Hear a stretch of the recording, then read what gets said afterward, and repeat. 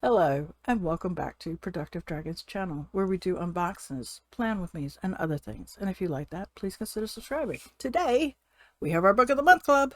Want to see what's inside? Come join me. As you see, this Book of the Month Club is a little bigger than most of my Book of the Month clubs, and I'll tell you in a few. Book of the Month is just that, a Book of the Month. You can do an add-on up to, I believe, 2 additional books after you become...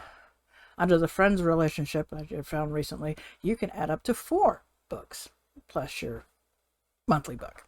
It is $17.99 a month with free shipping in the United States. I don't know if I'm assuming Canada is the same way, but I'm not sure. I do not know what the price is for Canada, but this was originally just for the United States, but they did open it up to Canada, except for Quebec. Don't ask me why, but Quebec was for some reason excluded.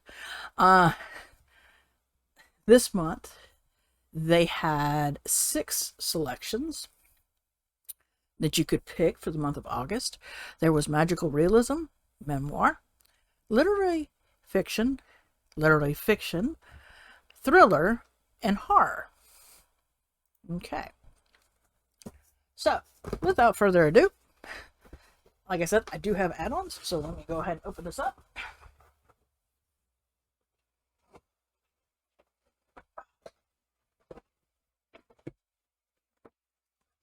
And the book that I chose was The Magical Realism, The Family Lore by Elizabeth Espiro. I could be wrong with the spelling. Here's the author. Flora's has a gift. She can predict to the day when someone will die. So when she decides that she wants a living wake, a party to bring her family and community together to celebrate the long life she's led, her sisters are surprised. For has Flora foreseen her own death or someone else's? Does she have other motives? She refuses to tell her sisters, Madalita, Pastoria, and Camilla. But Flora isn't the only person with secrets. Her sisters are hiding things too. And the next generation, cousin Anya and Yadi, faces turmoil of their own. Spanning the 3 days prior to the wake, the family lore traces the lives of each of the Mattel women, weaving their past and presents. Santo Domingo, and New York City, told with Elizabeth Acevedo, which I'm probably mispronouncing her name, sorry about that, immeasurable voice, and her indelible portrait of sisters and cousins, aunts and nieces, one's family journey through their history, helping them better navigate all that is to come. I thought this was pretty good. I know most people go, wait, normally you either go for the horror or you go for the thriller. This month I decided a little different. So I thought, yeah, let me try that one. So that is the first book.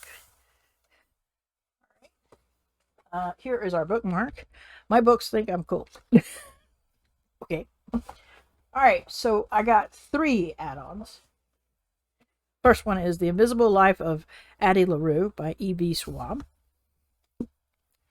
Here's Miss Victoria.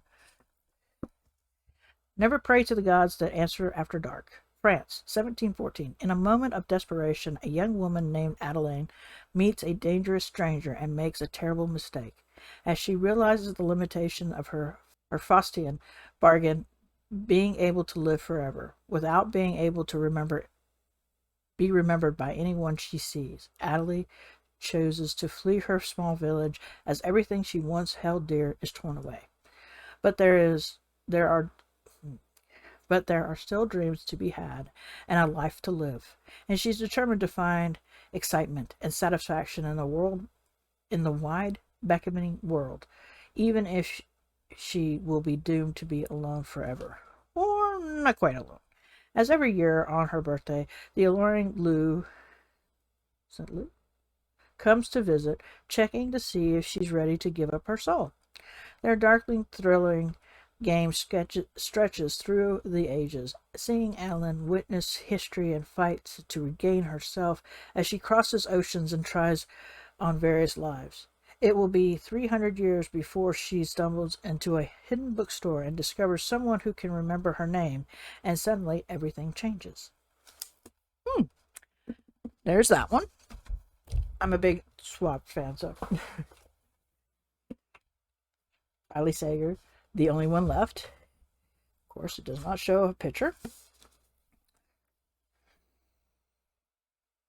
At 17, Lenora Hope hung her sister with a rope. Now reduced to a schoolyard chant, the Hope family murder shocked the Maine coast of Bloody Night in 1929. While most people assumed 17-year-old Lenora was responsible, the police were never able to prove it, other than she had denial after the killing. She has never spoken publicly about that night, nor has she set foot in Hope's End. Nor has she set foot outside Hope's End, the cliffside mansion where the massacre occurred. Stabbed her father with a knife, took her mother's happy life. It is now 1983, and home health aide Kit McDear arrives at the decayed Hope Ends to care for Lenora after her previous nurse fled in the middle of the night. In her 70s and confined to a wheelchair, Lenora has rendered mute by a series of strokes and can only communicate with Kit by tapping out sentences on an old typewriter. One night, Lenora uses it to make a tantalizing offer. "I want to tell you everything." "It wasn't me," Lenora said, "but she's the only one not dead." As Kit helped Lenora write about the events leading to Hope's family massacre, it becomes clear there's more to the tale than people know. And when new details about her predecessor departed comes to light, Kit starts to suspect Lenora might not be telling the complete truth, and that the seemingly harmless woman in her care could be far more dangerous than she first thought. Yay! And last but not least, since I got the first book, I decided to get this. I got the second book, so I got the first book by Magnan Copeland, The Night Swim. This is a Rachel Carr series she just started, so I decided that I would get the first book in the series. Makes sense to read the first one. Ever since true crime podcasts became an overnight sensation and set an innocent man free, Rachel Carr has become a household name and the last hope for people seeking justice. But she's used to being recognized for her voice, not her face, which makes it all more unsettling when she finds a note on her car windshield addressing to her, begging for help. The new season of Rachel's podcast has brought her to a small town being torn apart by a devastating rape trial. A local golden boy, a swimmer destined for Olympic greatness, has been accused of raping the beloved granddaughter of the police chief. Under pressure to make Season 3 a success, Rachel throws herself into investigation, but the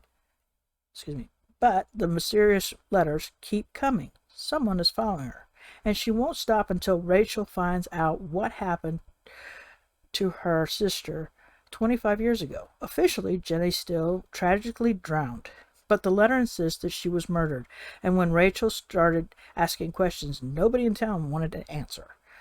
The past and the present start to collide, and Rachel uncovers startling connections between the two cases and a revelation that will change the course of the trial and the lives of everyone involved.